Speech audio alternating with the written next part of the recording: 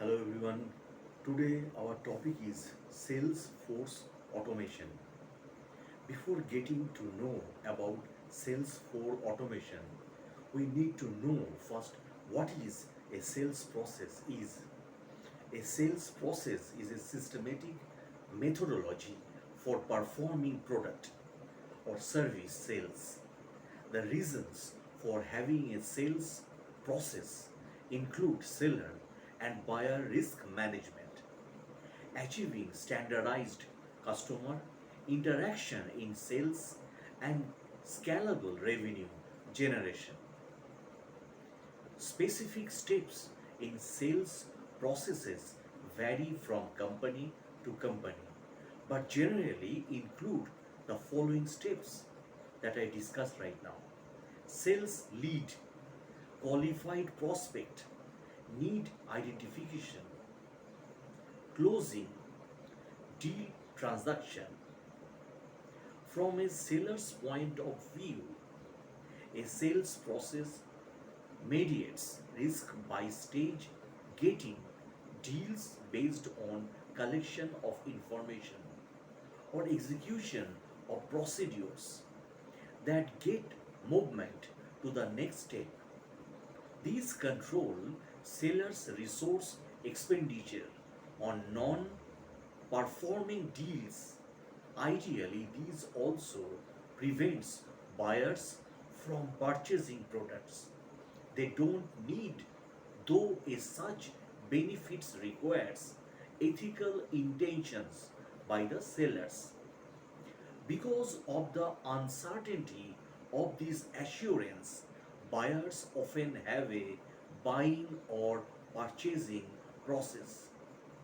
Sales processes are generally more common for companies that either have large revenue risk that requires systematic assurance of revenue generation and or those that choose to use a more uh, consultative sales approach.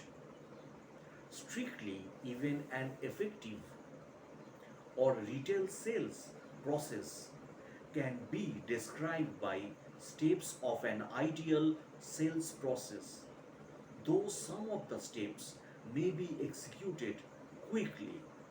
Often, a bad sales experience can be analyzed and shown to have skipped key steps.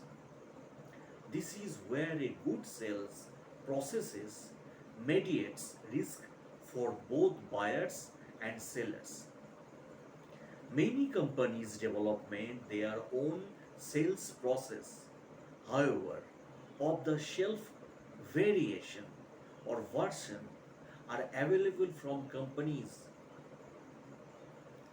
These provide a customizable process and a set of electronic tools that can be freestanding or can be integrated if required with the company's CRM or opportunity management system.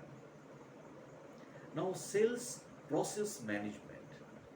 Sales process management includes all the tasks associated with finding sales opportunities and closing deals. Now, these includes prospecting and qualifying leads, managing contacts, opportunities and accounts, tracing the stages of deal closures and its related probabilities, including the variables compensation directly or indirectly related to closing deals, managing and tracking communications between sales people and customers, such as conducting direct email campaigns, maintaining a database of product information in a format that's easy for the sales force to access, either online in the office or offline at a customer site. Now, forms of sales activity. The term sales is includes many activities. Some of the various modes of selling includes direct sales involving face-to-face contact, retail or consumer, door-to-door or traveling salesman, party plan, industrial or professional sales, selling from one business to another, business to business, indirect human mediates but with indirect contact, telemarketing or telesales, mail order, etc. Now, sales for automation in details. In today's global marketplace, organizations are fiercely competing for customers. Increasingly, technology is playing an ever important role in the acquisition, service, and retention of customers within the broader landscape of strategic information management. Sales related technology is being utilized by executives aiming to improve sales processes and achieve higher revenues. To this end, there is a growing concentration on sales performance metrics in an attempt to meet corporate growth target. Sales for automation SFA systems have become the backbone for many sales organizations. The adoption rate of these systems has grown significantly over the last 5 years, and they are considered an immediate competitive necessity rather than a future luxury. Even in the face of 55 to 75% implementations failure rates, organizations still look to these systems to safety or satisfy their burning need to improve their internal customer informations, systems, and sales process in order to increase their external competitiveness. The origin of SFA can be traced back to the original personal computers adopted by salespeople in the early 1998 to perform basic transaction process. Towards the end of the decades, microcomputer applications were introduced and were taught it as increasing the learning curve of the salespeople in helping them correctly identify customers and execute sales method. Soon after these applications were introduced, salespeople saw the introduction of mobile communication devices such as mobile phones and pagers. It was not until the early 1990s that the sales force caught up with the rest of the organization and finally started to embed IT into its operations at the organizational, individual, and team level. Now, SFA definition. There is a wide spectrum of sales and IT related activities that are considered part of SFA, Salesforce Automation. Although there is no universal definition, is the most commonly used.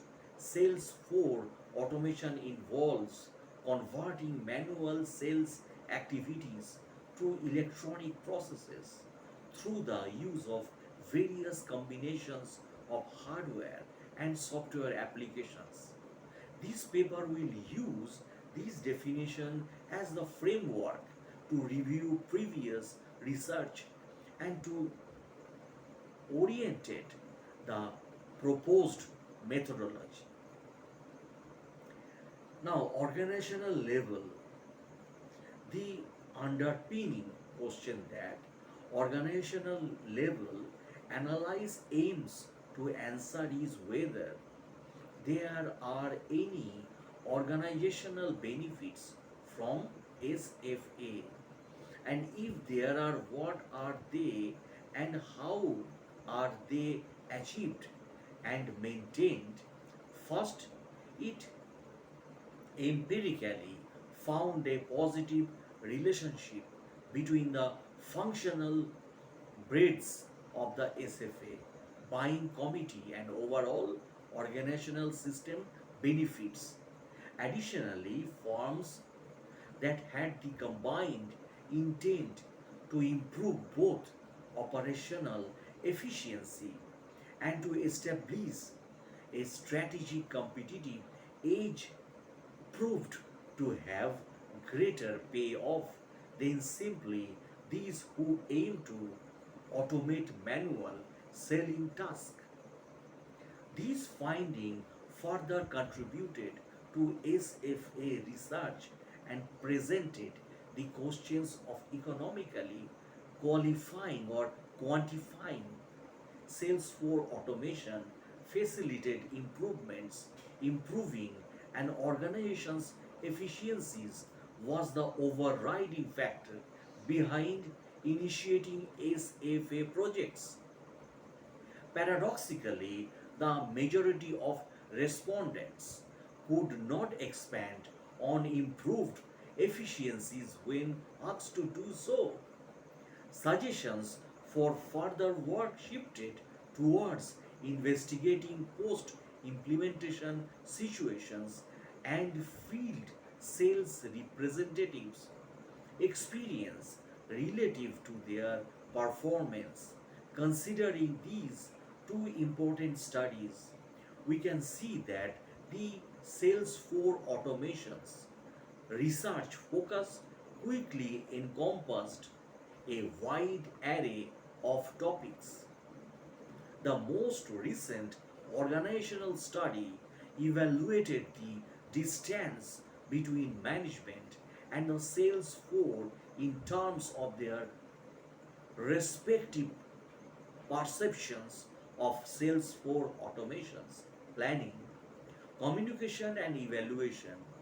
The study highlights the difference in opinion of these two groups in regard to SFA, that is, sales force automation, trade offs, and benefits.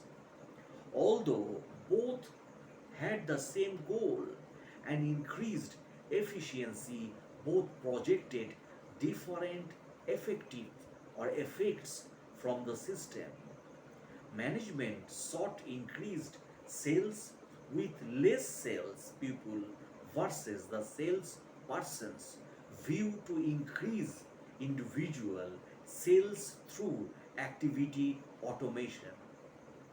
These dichotomy of intended benefits can often be attributed to a multitude of individual level analysis factors which influence sales force automation SFA adoption and utilization.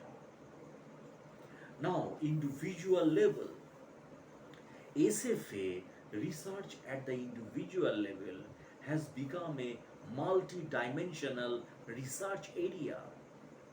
There are many variables which can affect the maximization of the system and sales performance.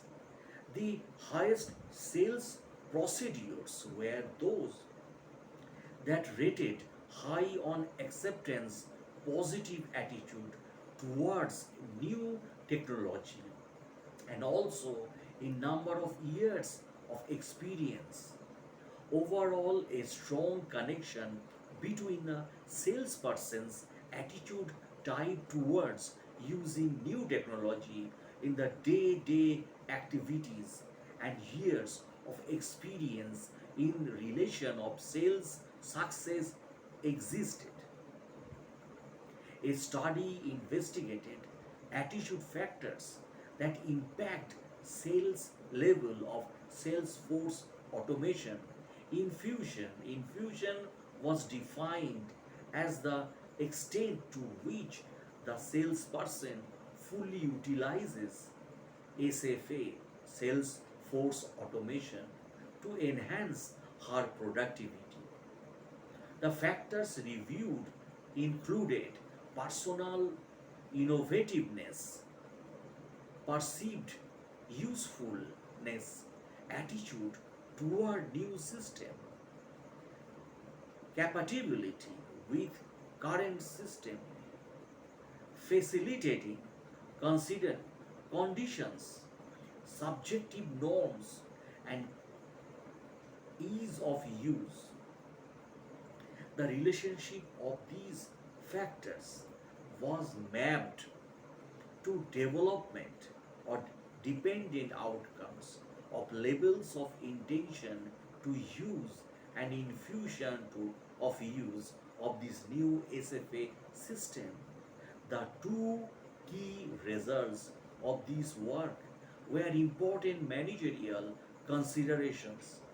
The finding indicated that salesperson attitude concerning the new system's usefulness in their role and compatibility with current system had a large bearing on the adoption rate. It was found that the level of infusion positively correlated with the level of facilitating conditions such as training and support provided by the organization. Although the idea of infusion thus establishing a new desired benchmark for a SFA, sales force automation utilization, they they failed to qualify or discuss the timing of their post implementations data sample. The data was collected just 6 months after implementation. The author of this paper suggests that their finding could have offered greater insights by comparing the responses after a 12 or 24 months interval, therefore, adding to the limited longitudinal or longitudinal analysis in this area. Only after such time would salespeople have been able to benefit from training and infused sales force automation, that is SFA, into their daily work, translating to higher levels of efficiency and performance. Now, implementation success versus failure. What makes the difference? Successful SFA, Salesforce automation, implementation and adoption can be depend on several core activities. Recent research has further cemented the importance of training and salesperson involvement in the decision implementation planning. Another important variable is genuine projections from management on the system's impact on the salesperson day-to-day operations.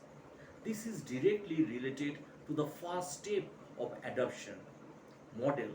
Managerial communications equally as important as understanding why some firms succeed in Salesforce automation implementation is to understand why others fail.